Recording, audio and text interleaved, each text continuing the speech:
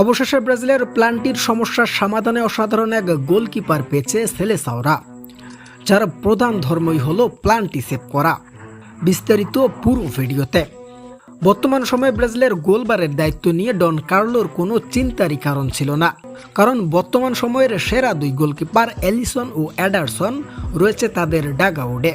তবে প্লান্টির ক্ষেত্রে প্রতিপক্ষের কাছে দুর্বল হয়ে যায় এই দুই গোলকিপারেই, যেখানে এলিসন ও এডারসনের মতো অসাধারণ গোলকিপার থাকা সত্ত্বেও বহুবার প্লান্টির কাছে হেরে স্বপ্নভঙ্গ হয়েছে সেলেসাওদের। ফলে কার্লো আনচেলত্তি এডারসনকে বাদ দিয়ে এবার দলের সুযোগ করে দিয়েছে নতুন গোলকিপার হিউগো সোজাকে, যিনি বর্তমান সময়ে তার ক্লাবের হয়ে দুর্দান্ত সব প্লান্টি সেভ দিয়ে নজর কেড়েছেন ডন কার্লো আনচেলত্তির। ফলে এই মাস্টারমাইন্ড তাকে দলে নিতে একবার ভেবেও দেখেনি। কার্লো আনচেলত্তি জানিয়েছেন এলিসন ও এডারসনের বিদায়ের পর দলের মেইন তারকা গোলকিপার হবেন এই হিউগো সোজাই, এবং সেই সাথে ব্রাজিলের প্লান্টির সমস্যা এবার সমাধান আসবে এই তরুণ গোলকিপারের মাধ্যমে।